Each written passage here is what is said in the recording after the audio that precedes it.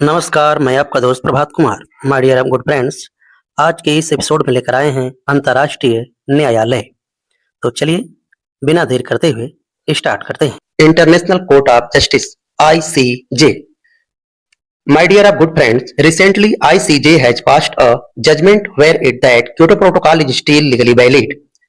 हाल ही में ICJ international court of justice ने एक जजमेंट पास किया है और वह यह है कि अभी भी क्योटो प्रोटोकॉल अभी भी कानूनी रूप से बाध्य है।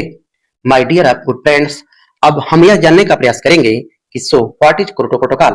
क्योटो प्रोटोकॉल क्या है और इसके वेरियस फीचर्स क्या हैं और what kind of question you can expect on Kyoto protocol is 2026 prelims examination. और 2026 के एग्जाम में क्योटो प्रोटोकॉल से किस प्रकार के प्रश्न पूछे जा सकते हैं, तो आइए हम लोग समझने का प्रयास करते हैं। सबसे पहले हम जानेंगे what was the Kyoto protocol. My dear good students, in 1997 the Kyoto Protocol, which was finalized in 1997 and came into effect in 2005, was the first legal instrument under the UN Framework Convention on Climate Change.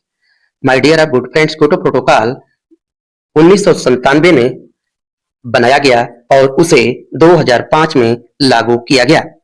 My dear, यह Kyoto protocol first यानी प्रथम कानूनी दस्तावेज था जो under the UN framework convention on climate change पर आधारित था।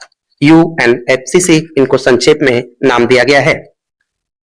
My dear, the agreements sought to operationalize the provision of UNFCCC through specific climate action from the country. My dear, यह समझौता देशों की ओर से विशेष जलवायु कार्यवाहियों के द्वारा द प्रोविजन ऑफ UNFCCC यानी UNFCCC के प्रोविजन पर आधारित है। It assigned a specific target to reach and development countries to reduce their emission in particular time framework called commitment periods. My dear good friends, it assigned a specific target, यह प्रावधान reach और development देशों को एक specific विशिष्ट लक्ष्य प्रदान किया कि वे एक पार्टिकुलर टाइम के भीतर अपने कार्बन एमिशन को कम कर दें और इसी पार्टिकुलर टाइम फ्रेमवर्क को ही कॉल्ड कमिटमेंट पीरियड यानी प्रतिबद्धता अवधि कही जाती है। It is called commitment period क्योंकि यहाँ पे टाइम के भीतर कार्बन एमिशन को रिड्यूस करने की चर्चा की गई थी। The Kyoto protocol is a legally binding instrument under UNFCCC for reducing carbon emission. My dear, Kyoto protocol एक कानूनी रूप से बाध्य दस्तावेज है under UNFCCC reduce carbon emission को कम करने हेतु।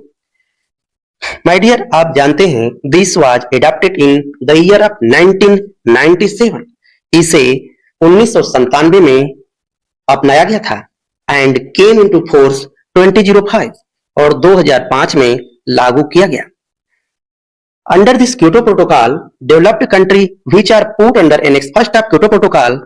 My dear good friends, Kyoto protocol के अंतर्गत एनेक्स फर्स्ट में शामिल सभी देश are legally bounded to reduce their carbon emission, अपने कार्बन उत्सर्जन को कम करने के लिए कानूनी रूप से बाध्य हैं। And this target is based on common but differentiated responsibility. ये जो लक्ष्य इनको दिया गया है यह कॉमन है यानी सभी लोगों के साझा और विभेदित जिम्मेदारियों के आधार पर दिए गए हैं।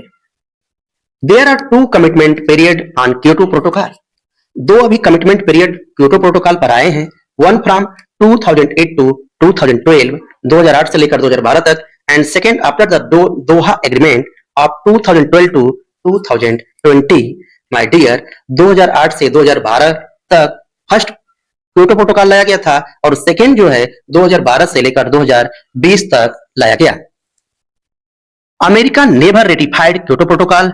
अमेरिका ने माय डियर कभी भी क्योटो प्रोटोकॉल की पुष्टि नहीं की। And major emitter like Canada and Japan withdrew from the Kyoto protocol.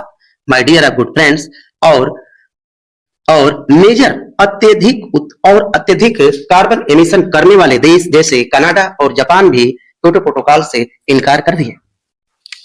My dear, under the Kyoto Protocol, there are three important mechanisms which have been asked by UPSC prelims.